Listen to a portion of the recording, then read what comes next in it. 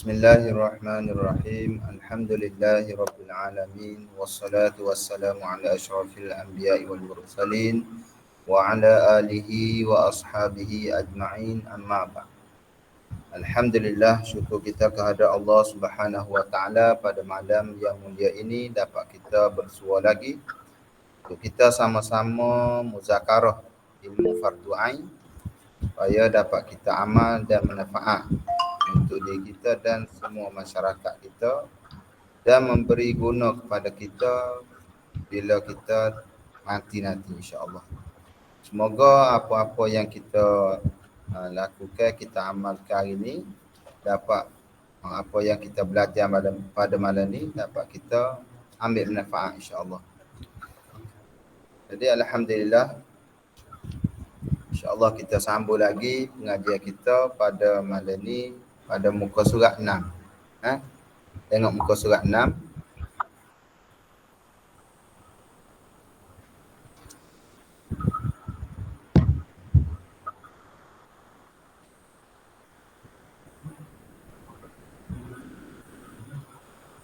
Bismillahirrahmanirrahim. Rabbi shrah li sadri wa yassir li amri wa hlul 'uqdatam min lisani yafqahu qawli. Subhanaka la ilma lana illa ma 'allamtana innaka antal alimul hakim. Wa la haula wa la quwwata illa billahil aliyyil azim. Wa la haula wa la quwwata illa billahil aliyyil azim. Wa la haula wa la quwwata illa billahil aliyyil azim.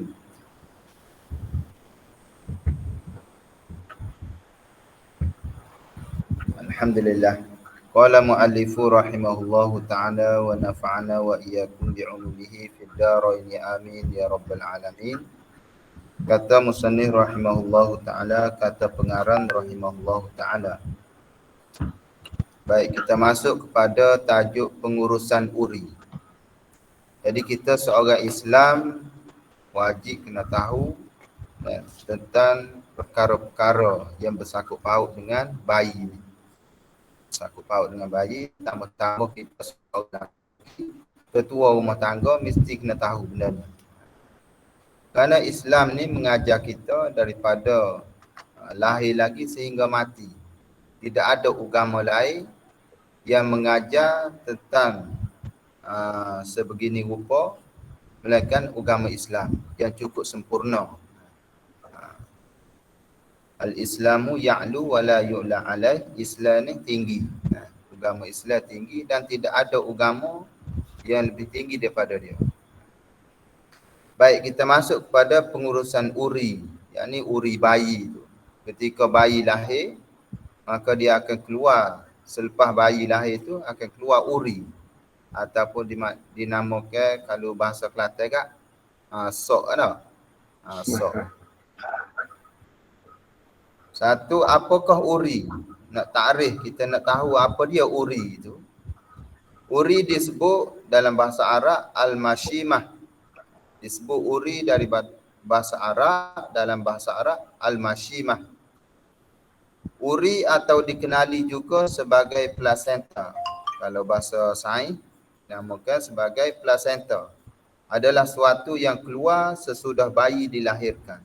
Jadi al-mashimah ni ataupun dipanggil uri ataupun bahasa Kelantan kita sok. Sok. Jadi dia keluar selepas keluarnya bayi itu.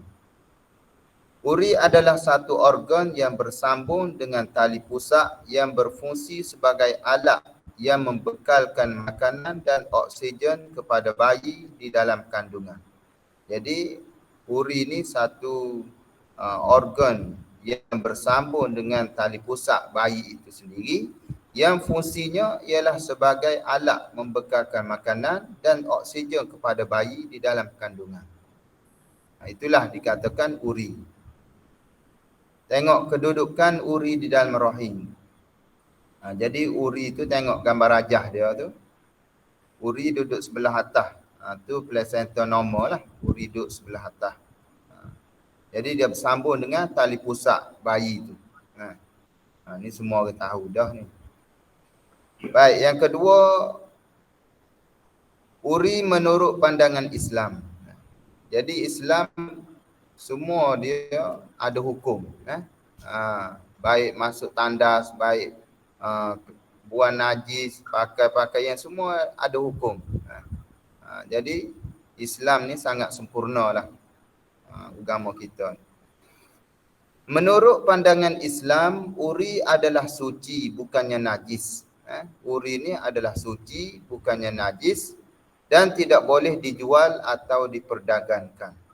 Sekalipun uri ni suci, tidak boleh dimakan lah.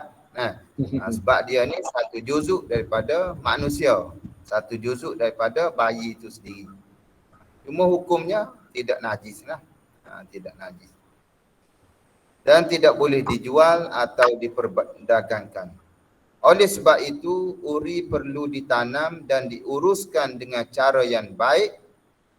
Jadi, oleh kerana suci, uri ni satu juzuk daripada manusia, satu juzuk daripada bayi itu, perlulah ditanam dan diurus secara baik.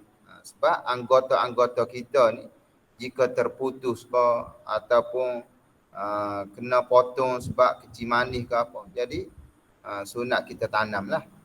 Kena tanam sebab dia ni satu juzuk daripada anggota tubuh badan kita. Perkara ini telah disebut oleh Rasulullah sallallahu alaihi wasallam melalui hadis berikut. An Aisyah radhiyallahu anha, anna Nabiy sallallahu alaihi wasallam kana ya'muru bidafni sab'ata asya'in minal insan, asy-sya'ru waz-zarfu wad-damu wal haidatu was-sinnu wal mashimatu wal kulfah. Maksud daripada hadis Nabi sallallahu alaihi wasallam, diriwayatkan, diceritakan daripada Aisyah radhiyallahu anha, isteri baginda sallallahu alaihi wasallam, bahawa Nabi sallallahu alaihi wasallam telah menyuruh untuk menanam 7 perkara daripada anggota badan manusia. Jadi Nabi sendiri suruh. Jadi apabila Nabi suruh, ini satu sunnah. Mana yang 7 anggota, 7 daripada 7 anggota badan manusia, seperti satu rambut. Rambut, jika kita potong rambut kita, jadi sunat kita tanam rambut kerana Nabi suruh. Yang kedua, kuku. Kuku kita ni, bila kita potong kuku, sebab dia satu juzuk daripada tubuh badan kita juga, jadi sunat kita tanam. Yang ketiga, darah. Tak kira darah apa pun, darah luka ke darah apa pun, jadi Nabi suruh tanam. Yang keempatnya, darah haid. Darah haid bagi perempuan, jadi Nabi suruh tanam juga. Sebab dia satu juzuk daripada anggota juzuk manusia. Yang seterusnya, gigi. Gigi, jika kita luruh gigi ataupun cabut gigi, sunat kita tanam. Nabi suruh tanam. Yang seterusnya, uri. Uri. Jadi uri ni, yakni uri bayi ni lah. Jadi Nabi suruh tanam juga. Dan kulub yakni kulpah. Kulpah ni kulit yang dipotong pada zakar laki-laki tu. Orang panggil masuk jawi. Orang sunat. Laki-laki yang sunat tu, maka dia kena ambil tanam. Jadi 7 daripada anggota badan manusia ni Nabi suruh kita tanam. Sebab dia juzuk daripada kita. Sebab Islam ni, orang panggil Islam ni suci. Islam ni suci. An-nazafatu minal iman. Atau kama qala. Kata Nabi sallallahu alaihi wasallam, an-nazafatu minal iman, kebersihan itu satu bahagian daripada iman dah. Jadi kita tanam dia ni nak mengelak daripada kotor, cemah dan jadi Islam ni menitik beratkan tentang bersuci. Baik, muslimin muslimat yang dirahmati Allah. Yang seterusnya, hukum menanam uri bayi. Jadi kita nak tahu apa hukum menanam uri bayi. Baik, hukum menanam uri bayi adalah harus atas tujuan menjaga kebersihan dan kesucian uri tersebut. Jadi hukum menanam uri ni harus hukumnya. Jika kita tak tanam pun, tidak berdosa, cuma harus. Bila kita tanam maka kita ikut sunnah Nabi sallallahu alaihi wasallam. Jadi tujuan apa menanam uri ni kerana menjaga kebersihan dan kesucian uri tersebut, dan perlu dilaksanakan dengan sebaik mungkin. Ikut cara-cara yang diajar oleh ulama. Basuh dulu, kita cucikan dia dulu. Kemudian masuk dalam kain putih, kain kafan ke ataupun kain lapis. Basuh-basuh sehingga keluar darah tu. Lepas tu masukkan dalam kain, kemudian gali tanah, maksudnya kambung lah, tanam dalam tanah. Jadi hukum menanam uri ni harus hukumnya. Nak tanam pun tak apa, kalau tak tanam pun kena jaga ya, jangan bagi kucing makan kau. Baik tanamlah, kerana Nabi suruh tanam. Baik, tujuan menanam uri ni. Tujuan apa Nabi suruh kita tanam uri? Uri perlu dibersihkan dan ditanam supaya tidak digonggong dan tidak dimakan oleh haiwan. Jadi tujuan Nabi suruh, syarak suruh, agama kita suruh supaya tidak digonggong dan dimakan oleh haiwan. Kerana dia satu juzuk daripada tubuh badan manusia. Dan satu fitrah, sebagai satu fitrah dalam menghormati tubuh badan manusia, yang merupakan uri itu sebagai sebahagian daripada anggota badan manusia yang dicipta oleh Allah Subhanahu Wa Taala. Jadi uri ni satu fitrah, satu kebersihan dalam menghormati tubuh badan manusia yang merupakan sebahagian daripada anggota badan manusia, maka patut benarlah kita hormati dengan kita menanamkan uri itu. Baik muslimi muslimat yang dirahmati Allah sekalian, cara membersih dan menanam uri. Ini patut kita seorang lelaki ataupun perempuan kena tahu cara membersih dan menanam uri itu. Cukup dengan sekadar uri tersebut dibasuh dengan air bersih, yakni air mutlak lah. Cukup dengan sekadar kita basuh dengan air mutlak, basuh sehingga hilang darah tu. Basuh. Dan kemudiannya ditanam dengan baik agar tidak dihidu oleh binatang seperti kucing dan anjing. Kerana kita kena jaga sebab daripada anggota tubuh manusia. Jadi kita basuh, kita tanam supaya tidak dihidu oleh binatang seperti kucing dan anjing. Namun terdapat masyarakat Melayu yang membasuh uri dengan menggunakan asam dan garam. Ini kebiasaan masyarakat kita ni. Dia basuh uri itu dengan bubur garam dan asam keping. Itu kebiasaan. Adakah hal ini salah?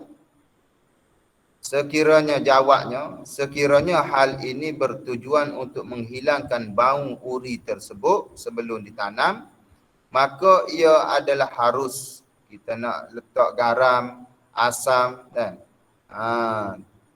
maka ia adalah harus bagi mengelakkan daripada dihidu oleh kucing dan anjing.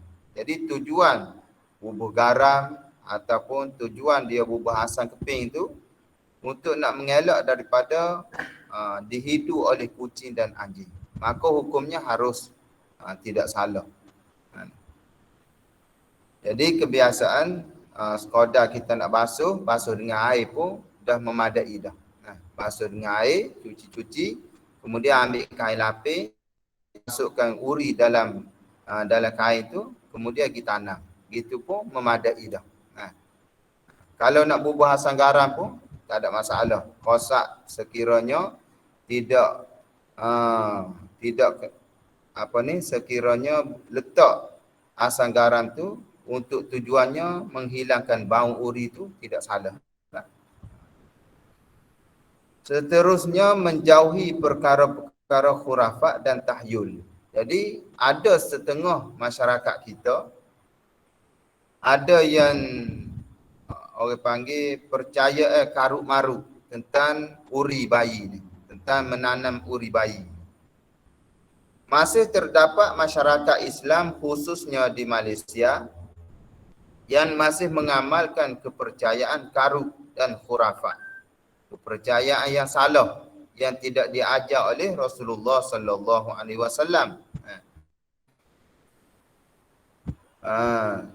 Jadi ada segelintir masyarakat kita yang mengamalkan kepercayaan karub marub dan khurafat berkenaan dengan uri ni dan cara pengurusannya. Cara pengurusannya yang salah. Antaranya yang selalu dilakukan adalah pertama, menanam uri bersama pensel dan buku agar bayi tersebut menjadi bijak dan pandai.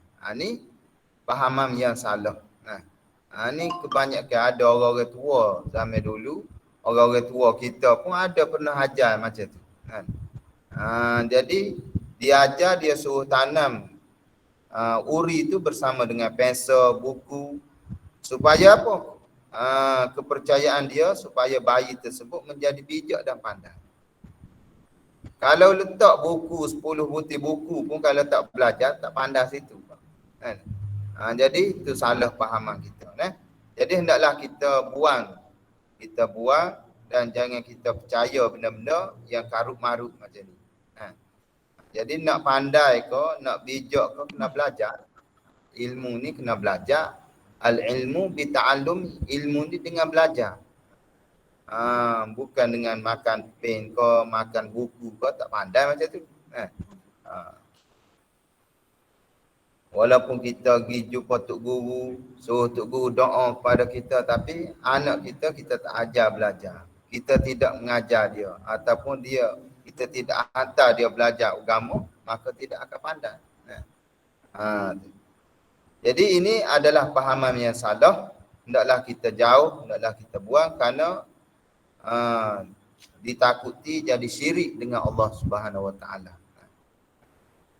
Yang kedua, kebiasaan yang berlaku dalam masyarakat kita menyalakan unggun api berhampiran tempat uri ditanam kerana bimbang bayi itu akan kesejukan pada waktu malam. Ni satu pahaman yang salah juga.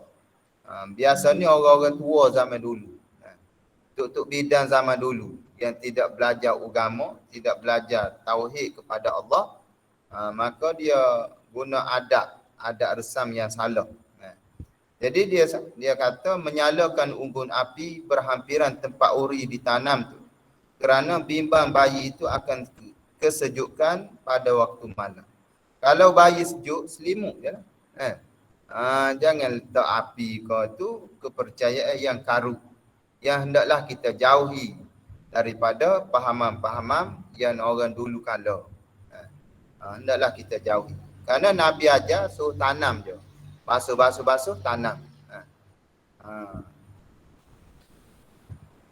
Dan yang ketiga, kebanyakan kebiasaan masyarakat kita Melayu ni banyak fahaman-fahaman yang karut marut yang dia buat satu akidah, kepercayaan dia menanam uri bersama duit shilling. Menanam uri bersama duit shilling agar suatu hari nanti anak tersebut akan menjadi kaya. Ini satu fahaman yang salah juga. Hendaklah kita hindari daripada fahaman-fahaman yang bercanggah dengan Islam. Menanam uri bersama duit shilling. Jadi kalau nak kaya kena kerja. Kena kerja, kena usaha. Walaupun letak duit shilling banyak situ pun kalau tak kerja, kalau malas mana boleh dapat pada asbab, kena usaha. Rajin. Itulah nak kaya. Kena didik dengan agama, insya-Allah. Ni pahaman-pahaman macam ni hendaklah kita hindari, hendaklah kita jauhi. Dan satu lagi, meletakkan lilin atau pelita di kawasan uri yang ditanam dengan keyakinan, kepercayaan dia supaya bayi tersebut tidak akan kembung perut pada sebelah malam atau ketika hujan. Ni sama juga pahaman yang salah, akidah pegangan dia yang salah. Kalau kembung perut, bubuh ubat panas ada. Ubat mestika ada. Dan sesungguhnya meletakkan paku. Ni tanam uri dengan letak paku dan benda-benda yang tajam bersama uri yang ditanam bagi mengelakkan kepercayaan dia, mengelakkan uri tersebut daripada didekati oleh makhluk halus. Ini semua ni fahaman-fahaman yang salah yang bercanggah dengan ajaran Rasulullah sallallahu alaihi wasallam, hendaklah kita jauhi. Hendaklah kita jauhi.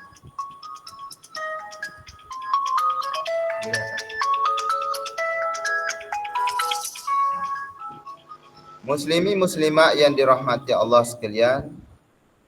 Jadi kita sebagai orang muslim yang beriman kepada Allah dan Rasulnya, maka kita perlulah menjauhi perkara-perkara tahyul, perkara-perkara yang khurafat yang boleh menjerumuskan kita kepada syirik kepada Allah Subhanahu Wa Taala. Jadi banyak adat-adat dalam masyarakat kita yang bercanggah dengan hukum Allah, dengan tauhid kepada Allah, maka hendaklah kita jauhi daripada tu. Kerana Allah Ta'ala berfirman, A'udzubillahi minasyaitonirrajim, Innallaha la yaghfiru an yushraka bihi wa yaghfiru ma duna dzalika liman yasha wa man yusyrik billahi faqad iftara itsman azima. Maksudnya sesungguhnya Allah tidak akan mengampunkan dosa syirik. Syirik ni mempersekutukannya, yakni menduakan Allah. Jadi kita tanam uri tadi, kosak kita untuk anak kita pandai, anak kita bijak, maka seolah-olah kita percaya kepada pensel, buku yang boleh ada kuasa yang boleh memandaikan anak kita.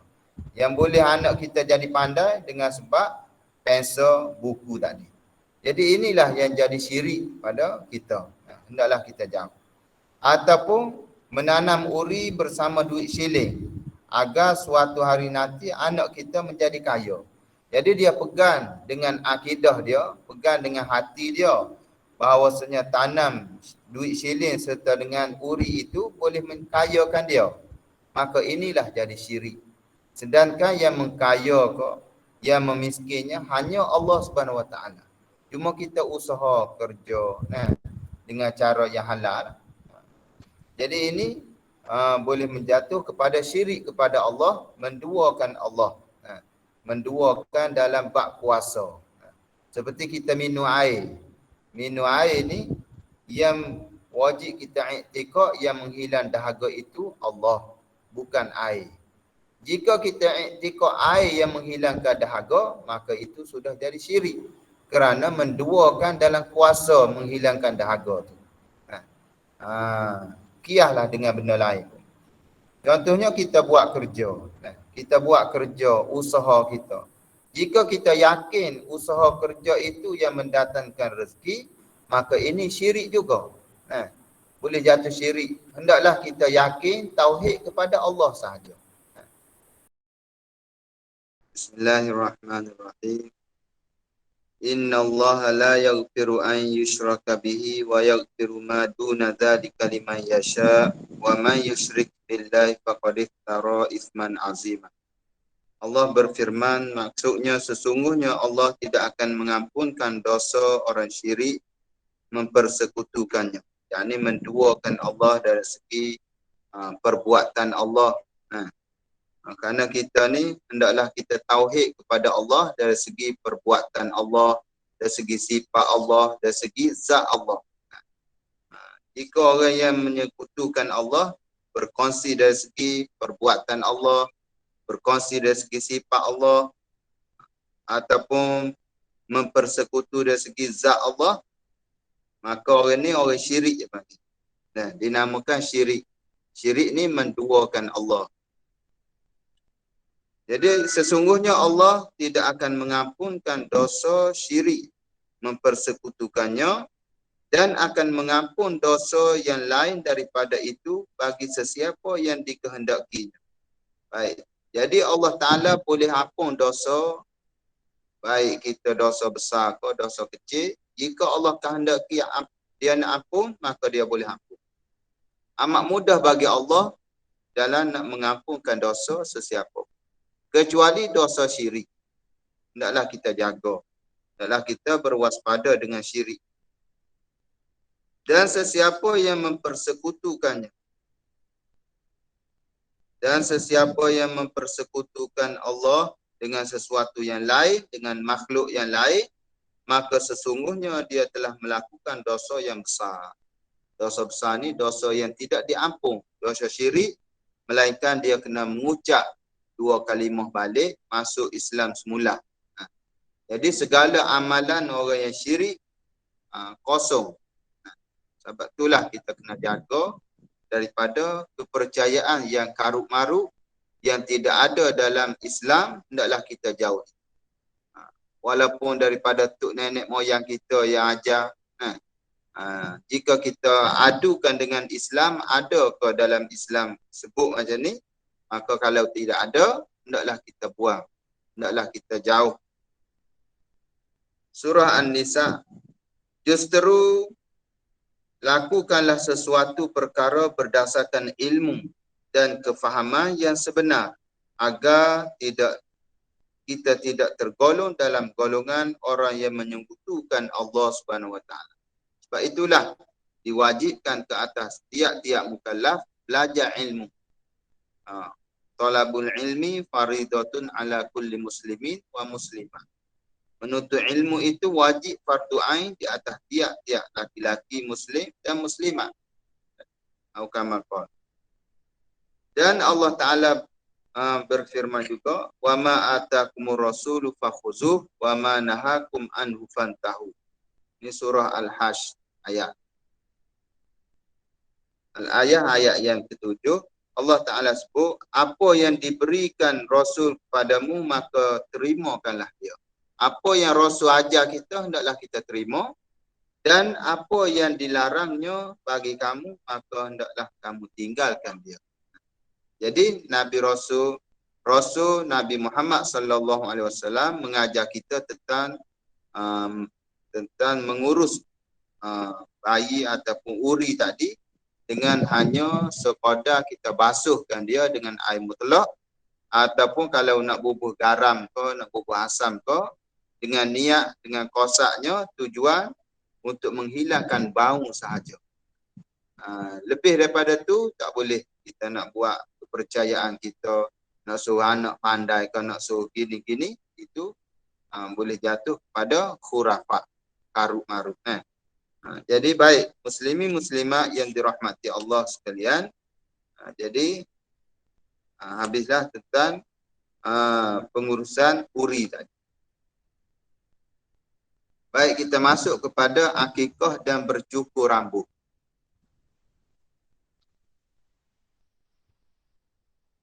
Menamakan anak yang baru lahir sering dilakukan seiring dengan amalan akikah dan juga mencukur rambut bayi. Ini satu sunnah daripada Rasulullah sallallahu alaihi wasallam. Jadi menamakan anak yang baru lahir sering dilakukan seiring dengan amalan akikah dan juga mencukur rambut bayi. Makna akikah apa dia? Makna akikah. Akikah ni dari segi bahasa rambut yang terdapat pada anak yang baru dilahirkan. Itu dari segi bahasa lah. Akikah dari segi bahasa ialah rambut yang terdapat pada anak yang baru dilahirkan. Jadi rambut yang ada pada bayi itu sunat kita cukur lah. Kerana ulama kata rambut ni ada penyakit dalam perut. Hendaklah kita bersih. Kita cukur.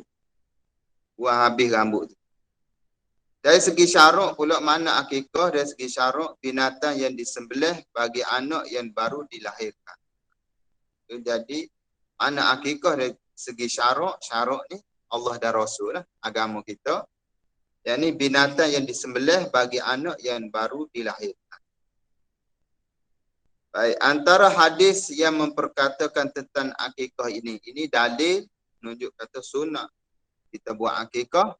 Imam Al-Bukhari meriwayatkan daripada Salman bin Amir Ad-Dabi radhiyallahu anhu katanya, Aku mendengar Rasulullah sallallahu alaihi wasallam bersabda, "Ma'al gulami aqiqatun fa ahriku anhu dama wa amitu anhul adza." Maksudnya bersama bayi itu terdapat akikah, yakni rambut itulah. Bersama bayi itu terdapat akikah, maka tumpahkanlah darah untuknya dan tanggalkanlah daripadanya perkara yang menyakitkan iaitu kekotoran dan najis. Jadi rambut yang ada pada kanak-kanak tu dikatakan benda yang menyakitkan, hendaklah kita buang, hendaklah kita cukurlah. Terdapat juga hadis yang diriwayatkan oleh Abu Daud dan selainnya daripada Samurah radhiyallahu anhu, katanya Rasulullah sallallahu alaihi wasallam bersabda, di dalil sunat kita buat akikah. Al-ghulamu murtahunna bi aqiqati yuzbahu anhu yaumas sabi' wa yusamma wa yuhlaqu ra'su. Maksudnya bayi itu tergadai, yakni tergantung dengan akikah. Binatang disembelih bagi pihaknya pada hari ketujuh, diberikan nama dan dicukurkan kepala. Jadi ini adalah dalil menunjuk di atas sunat kita buat akikah. Kerana kata Nabi SAW, bayi itu tergadai, yakni tergantung dengan akikahnya. Jadi kita nak hilangkan tergantungnya, maka hendaklah kita sembelih binatang. Kalau lelaki sunat kita sembelih binatang 2 ekor kambing. Kalau nak sembelih lembu boleh juga. Kalau nak ambil bahagian lembu, kena ambil 2 bahagian. Sunat laki-laki 2 bahagian. Kalau perempuan, bayi perempuan 1 ekor kambing ataupun 1 bahagian. Jadi Nabi kata hari ketujuh sunat kita beri nama dan dicukur kepala. Ini hadis. Para ulama mazhab Asy-Syafi'i menyatakan bahawa sunat dilakukan akikah pada hari ketujuh kelahiran kerana berdasar dengan hadis tadi di atas. Jadi sunat kita buat akikah mengikut mazhab kita Syafi'i pada hari yang ketujuh daripada hari beranak. Jika kita tidak mampu, tidak ada duit, miskin dan sebagainya, susah, contohnya duduk di hospital lagi, tidak boleh balik lagi, dikira tak mampulah, maka boleh dilakukan sebelum anak mencapai usia balik. Boleh kita lakukan akikah ni sehingga sebelum anak kita ni balik. Jika si anak telah balik tetapi masih belum dilaksanakan akikahnya, jadi anak tadi masih tergadai. Jika kita tidak akikahkan dia, maka tanggungjawab ibu bapa itu telah gugur. Jika anak kita tu sudah melampaui masuk umur balik dah, sampai umur balik dah dia, maka tanggungjawab ibu bapa itu telah gugur. Dan sebaik-baiknya si anak melakukan akikah untuk dirinya sendiri. Maka ini sunat dilakukan di atas anak itu sendiri jika dia sudah balik. Tapi kalau ibu bapa nak buat juga tak ada masalah lah. Rasulullah sallallahu alaihi wasallam menganjurkan supaya anak lelaki diakikahkan dengan 2 ekor kambing. Sunnah Nabi sallallahu alaihi wasallam. Jika kita mampu, jadi anak lelaki Nabi suruh kita akikah dengan 2 ekor kambing. Akikah makna kita sembelih dia 2 ekor kambing ya. Untuk anak lelaki. Atau seekor juga memadai dah. Jika seekor pun memadai. Kalau mampu 2 ekor. Memadai. Kibas, biri-biri dan sebagainya. Kambing boleh. Lembu pun boleh. Yang sempurna sifatnya. Jadi syarat kita nak akikah kambing ke, biri-biri ke, syarat dia binatang itu sempurna sifatnya, tidak ada cacat, celah, tidak ada.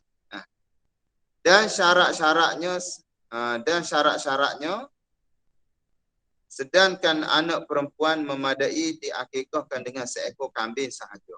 Jadi sunat kita akikahkan anak perempuan dengan seekor kambing sahaja. Jika nak ambil bahagian lembu, satu bahagian sahaja. Nah, syarat-syarat akikah. Tengok. Syarat-syarat akikah. Pertama, umur binatang di sembelihan. Kalau kita nak sembelih unta, 5 tahun. 5 tahun lebih lah. Kalau kita nak akikah dengan unta, maka 5 tahun lebih. Dan lembu, kerbau berumur 2 tahun lebih. 2 tahun, masuk 1 hari, maka cukup umur dia. 2 tahun, 1 hari ke, 2 tahun lebih. Bagi lembu ataupun kerbau. Dan kambing berumur 2 tahun. Kalau kita nak ambil akikah dengan kambing, ambil kambing yang berumur 2 tahun. Ini syarat dia. Atau telah bersalin gigi. Jika dia tidak sampai umur 2 tahun, salin gigi. Salin gigi, maka memadai. Cukup syarat untuk kita ambil buat akikah anak. Kalau kibas ni berumur 1 tahun. Kibas, kalau nak ambil cepat, beli kibas. Kibas ni 1 tahun, sudah cukup umur dia. Atau telah bersalin gigi. Ataupun tidak cukup umur 1 tahun, tapi sudah bersalin gigi. Maka memadailah umur kambing, umur binatang yang kita nak buat akikah. Begitu juga, sama juga dengan kita nak korban. Korban pun sama juga umur dia. Yang kedua, binatang sembelihan sihat dan tidak cacat. Jadi kita nak buat korban ataupun nak buat akikah ni anak kita ni, hendaklah binatang yang kita nak sembelih tu dengan keadaan sihat dia. Dan tidak cacat, tidak potong ekor, tidak putus telinga, tidak patah kaki. Yang ketiga, daging akikah sunat dipotong mengikut sendi. Jadi daging akikah ni tidak sama dengan daging korban. Daging akikah hendaklah kita potong di sendi-sendi dia. Contohnya sendi kaki, sendi siku dia, lepas tu sendi ni paha dia tu. Dengan tidak memecahkan tulangnya sesuai dengan tujuan akikah itu sebagai fidak. Yang ni fidak apa dia? Mempertalikan ikatan antara diri anak dengan Allah Subhanahu Wa Taala. Jadi tujuan disebut dalam kitab lain. Tujuan apa kita sunat kita potongkan tempat sendi-sendi dia? Tujuan untuk menguatkan tulang anak kita. Jangan kita memecah belahkan tulangnya sesuai dengan tujuan akikah itu anak kita. Jadi kita ambil tafa'ul supaya kita kuatkan tulang dia, jangan kita pecahkan tulang dia. Jadi daging akikah ni, tulang dia kita nak potong tempat sendi-sendi saja. Kerana fidak, yakni mempertalikan ikatan antara diri anak dengan Allah Subhanahu Wa Taala. Tetapi ada juga disebut ulama kata, jika kita nak potong juga, kita nak potong juga tulang tadi, maka hendaklah kita potong dengan kita niat supaya anak kita memotong tulang orang kafir. Supaya dia potong tulang orang kafir. Boleh juga gitu. Tapi sunatnya tidak dipotong tempat lain, melainkan tempat sendi-sendi lah. Sunat dipotong mengikut sendi-sendi dia. Kalau tulang rusuk ke, jangan potong lah. Tempat buah, tempat sendi-sendi saja. Yang keempatnya, sunat disebutkan nama Allah dan nama anak yang dilahirkan ketika menyembelih. Syarat dia, syarat akikah ni. Sunat disebut nama Allah, yakni baca Bismillahirrahmanirrahim. Dan sunat sebut nama anak yang dilahirkan ketika menyembelih binatang akikah dengan membacanya Allahumma laka wa ilaika akikatu. Sebut nama anak. Allahumma laka wa ilaika akikatu. Maksudnya, ya Allah, bagimu dan kepadamu akikah. Sebutkan nama anak itu. Ataupun ketika sembelih tu kita niat Bismillahirrahmanirrahim, inilah akikah nama anak aku sepula-sepula. Muhammad bin siapa ikutlah. Jadi wajib kena niat lah ketika sembelih tu. Yang kelima syarat akikah tidak boleh berkongsi. Misalnya beberapa orang berkongsi seekor kambing untuk mengakikahkan anak-anak mereka. Jadi seekor kambing untuk seorang anak lah. Tak boleh kita nak kongsi-kongsi 2-3 orang anak. Kongsi atas seekor kambing tak boleh. Sama juga dengan kita korban. Tak boleh kita nak kongsi satu bahagian tu 5 orang. Kalau nak kongsi pahala tak apa, ni nak kongsi duit. Kongsi. Tak boleh. Niat atas satu bahagian tu 5 orang tak boleh. Seterusnya syarat-syarat akikah lagi, sebaiknya berakikah dengan kambing. Seafdalnya kita akikah dengan kambing lah. Kambing. Tetapi dibolehkan juga berakikah dengan unta, lembu dan kerbau. Jadi lebih afdal seekor kambing untuk seorang anak kita lah. Kalau anak perempuan, anak lelaki, jika kita mampu 2 ekor kambing untuk seorang anak. Muslimat yang dirahmati Allah sekalian, hukum daging akikah. Hukum daging akikah. Daging akikah ni kita nak buat macam mana? Hukum dia. Daging binatang yang disembelih untuk akikah adalah sunat dibuat jamuan untuk juadah orang-orang miskin dan ahli keluarga, jiran tetangga dan sanak saudara terdekat. Jadi hukum akikah ni berbeza dengan hukum korban. Hukum akikah ni sunat kita buat jamuan, masak. Masak, dalam kitab kata masak manis. Kerana ambil tapau supaya anak kita jadi orang yang manis.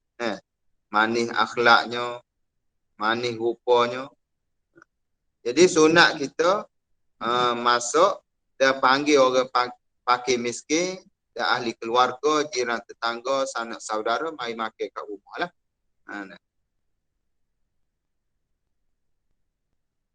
Tapi kalau daging korban sunat kita bagi mentah-mentah. Kalau korban sunat bagi mentah. Kalau akikah sunat kita masak di rumah atau panggil orang mari makan. Amalan mencukur rambut pula. Seterusnya amalan mencukur rambut. Anjuran mencukur rambut bayi sempena majlis akikah ini mengandungi hikmat khususnya dari segi kesihatan. Jadi syarah ajar kita untuk cukur rambut ni ada satu hikmat khusus bagi dari segi kesihatan. Kerana kita cukur rambut tu boleh menghilangkan penyakit yang ada pada bayi tu. Kerana rambut yang ada dalam perut tu ada penyakit. Hendaklah kita cukur buang.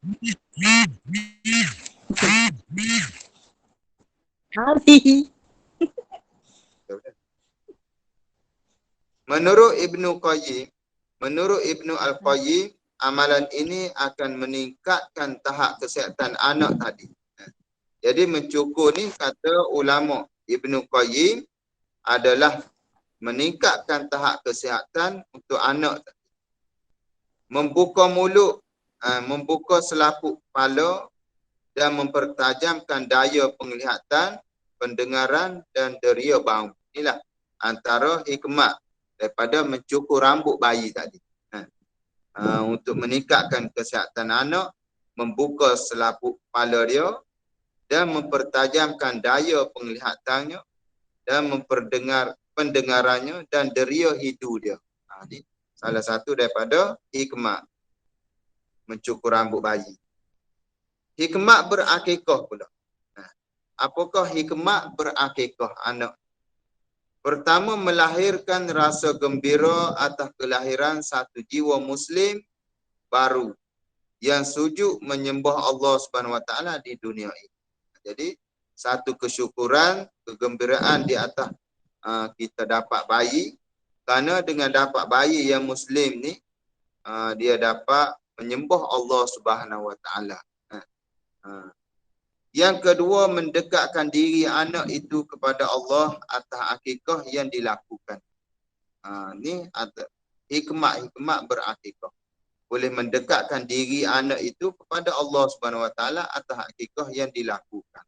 Kerana ini adalah ajaran Rasulullah sallallahu alaihi wasallam. Dan yang ketiga, mengukuhkan tali persaudaraan. Ini hikmat daripada berakikah. Tujuannya mengukuhkan tali persaudaraan sesama Muslim apabila majlis akikah tersebut dihadiri oleh kaum keluarga, sanak saudara dan jiran tetangga. Dan jadi dengan sendirinya dapat mengerat lagi silaturahim sesama kita Islam. Yang keempatnya, hikmat berakikah juga sebagai tebusan anak tersebut dapat memberikan syafaat kepada ibu bapa. Jadi kita berakikah, kita sembelih kambing ko buat makan tu, jadi satu tebusan anak tersebut dapat memberikan syafaat kepada ibu bapanya di akhirat. Yang kelima, hikmat berakikah ialah menunjukkan tanda syukur kepada Allah Subhanahu Wa Taala atas kurnianya nikmat cahaya mata itu sendiri. Jadi kita syukur kepada Allah, maka kita sembelih buat jamuan makan. Yang keenamnya, hikmat berakikah menjauhkan anak tersebut daripada segala bahaya dan bencana, yakni penyakit. Kita buat cukur rambut, kita buat kesyukuran. Jadi boleh mengelak menjauhkan anak tersebut daripada segala bahaya, penyakit, bencana dan sebagainya.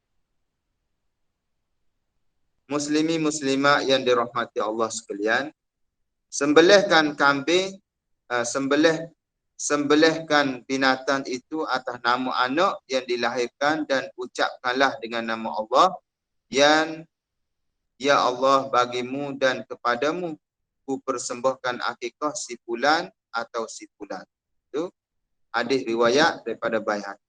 Jadi kita sembelih tu dengan niat atas nama anak kita yang dilahirkan dan diucapkan dengan nama Allah. Bismillah. Ya Allah bagimu dan kepadamu ku persembahkan akikah si fulan atau si fulan. Seterusnya berkhitan. Ya.